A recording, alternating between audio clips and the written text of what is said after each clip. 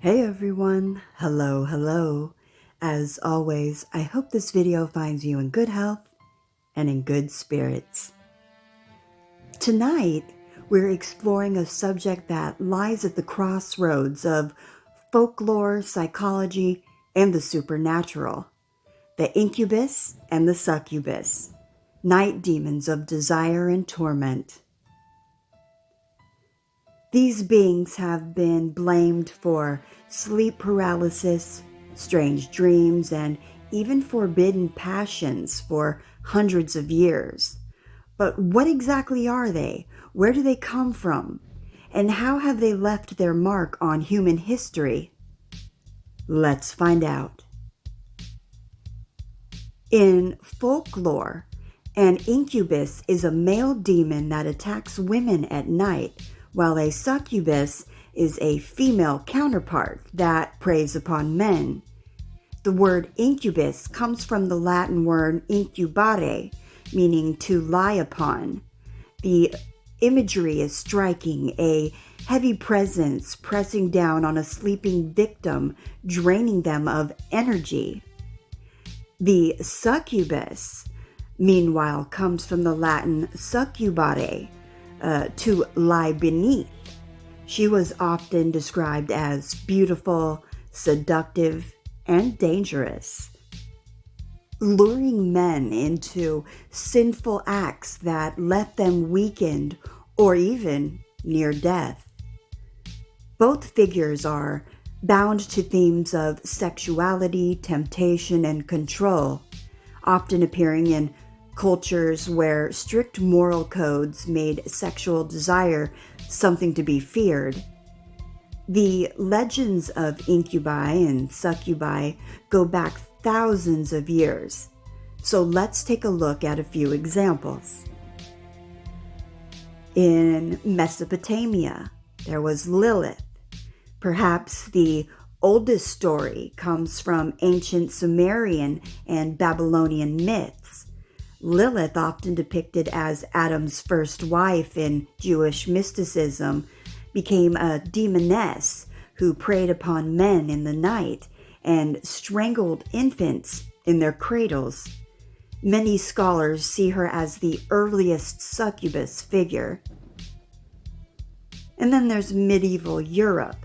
During the Middle Ages, Christian theologians warned of demons that seduced people in their sleep. St. Augustine even acknowledged reports of nightly emissions caused by demonic interference. Monks, priests, and nuns struggling with celibacy often claimed that incubi or succubi tempted them. Then you have the Malleus Maleficorum, which usually translates as the Hammer of Witches, that was written by German Catholic clergyman Heinrich Kramer in 1486. This infamous witch hunting manual detailed how succubi and incubi were thought to work together. The succubus would collect semen from men, then pass it to the incubus, who would then impregnate women. This disturbing cycle was used to explain unwed pregnancies and accusations of witchcraft. And then there's Eastern traditions. In China, there's a tale of the Mogwai spirits who seduced sleeping men. In African folklore, Takalash spirits are sometimes seen as incubus-like beings that torment people at night. So, how exactly do these beings affect their victims? Folklore and personal testimonies describe some chilling experiences. Sleep paralysis. Victims wake up in the night unable to move with a crushing sense of weight on their chest. They sense a presence, sometimes described as shadowy, sometimes with seductive human features. Also, dream seduction. People report vivid dreams of being sexually engaged with a strange figure, and upon awakening, they feel exhausted, drained, and sometimes even ill. And then physical marks. Folklore say incubi and succubi leave behind scratches, bruises, or the sensation of having been touched. And then energy drain. Victims often feel unusually weak, anxious, or depressed after repeated visits. In older times, these symptoms were thought to be signs of demonic possession or corruption. But beyond the supernatural explanation, incubi and succubi can also be seen as symbols of human psychology. Repression. In cultures where sexuality was taboo, these demons provide a explanation for natural desires or nocturnal emissions. Modern science links many incubus experiences to sleep paralysis, where the brain is awake but the body remains frozen, creating terrifying hallucinations. Shadow archetype. From a Jungian perspective, which is Carl Jung, the succubus and incubus could represent the shadow side of sexuality, the hidden, repressed, and feared aspects of desire. There are even famous cases in history. In the 1600s, a French convent of nuns claimed to be tormented by incubi, leading to mass hysteria and accusations of witchcraft.